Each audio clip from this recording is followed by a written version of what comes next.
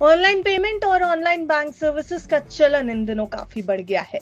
लोग अक्सर किसी को भी पेमेंट करने के लिए या बैंक ट्रांसफर्स और बैंक की सर्विसेज के लिए अब ऑनलाइन सर्विसेज का इस्तेमाल करने लगे हैं।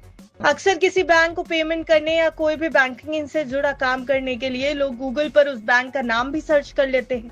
वो किसी लिंक पर क्लिक करते हैं ये सोचकर कि ये बैंक की वेबसाइट है, लेकिन कई मामलों में ऐसा देखा गया है कि बैंक के नाम से फर्जी वेबसाइट्स की भी इस समय भरमार है। लोग इन फर्जी वेबसाइट्स का भी शिकार हो जाते हैं और अपनी मेहनत की गाढ़ी कमाई गंवा देते हैं। लेकिन अब ऐसा नहीं होगा। अब ऐसा होने से आरबीआई रोकेगा। रिजर्व बैंक ऑफ इंडिया ने एक ऐसा समाधान निकाल लिया है जिससे आपको फर्जी और एक्चुअल बैंकिंग वेबसाइट में डिफरेंस करने में आसानी होगी। अब डोमेन नेम अलग होने से लोगों को यह आसानी से पता चल सकेगा कि बैंक की वेबसाइट असली है या नकली।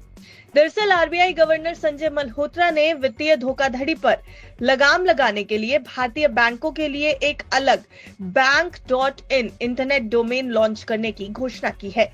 रिजर्व बैंक भारतीय बैंकों के लिए विशेष इंटरनेट डोमेन को लागू करने वाला है। यह पहल अप्रैल 2025 से प्रभावी हो जाएगी। इस कदम का उद्देश्य ग्राहकों को वैध बैंकिंग वेबसाइट्स और धोखाधड़ी वाली वेबसाइट के बीच अंतर करने में मदद करना है। आरबीआई गवर्नर ने हाल ही में एक प्रेस कॉन्फ्रेंस के दौरान कहा कि रिजर्व बैंक भारतीय बैंकों के लिए बैंक.इन विशेष इंटरनेट डोमेन लागू करने वाला है। इस डोमेन का रजिस्ट्रेशन इस साल अप्रैल से शुरू हो जाएगा। इससे बैंकिंग धोखाधड़ी से बचने में मदद मिलेगी। इसके बाद वित्तीय क्षेत्र यानी फाइनेंशियल सेक्टर के लिए भी fin.in डोमेन को लाया जाएगा। यानी अब वित्तीय धोखाधड़ी से बचने के लिए बैंकों के पास अलग और नॉन बैंकिंग फाइनेंशियल इंस्टीट्यूशंस के पास अलग डोमेन होगा और ये एक्चुअल और फर्जी वेबसाइट्स में डिफरेंस करने में, उनको पहचानने में आपकी मदद करेगा। आरबीआई की एक बड़ी पहल है ये। इसके बारे में कुछ जरूरी बातें हैं जो आपको जान लेनी चाहिए। चलिए आपको ये भी बता देते हैं। बैंकों के लिए एक्सक्लूसिव डोमेन बैंक.इन लाया जाएगा। ग्राहक फ्रॉड और वैध बैंक वेबसाइट में फर्क कर सकेंगे।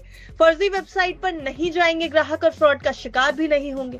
बैंकिंग.इन डोमेन को अप्रैल 2025 से शुरू कर दिया जाएगा। जैसे किसी XYZ बैंक की वेबसाइट होगी www.xyz.bank.in।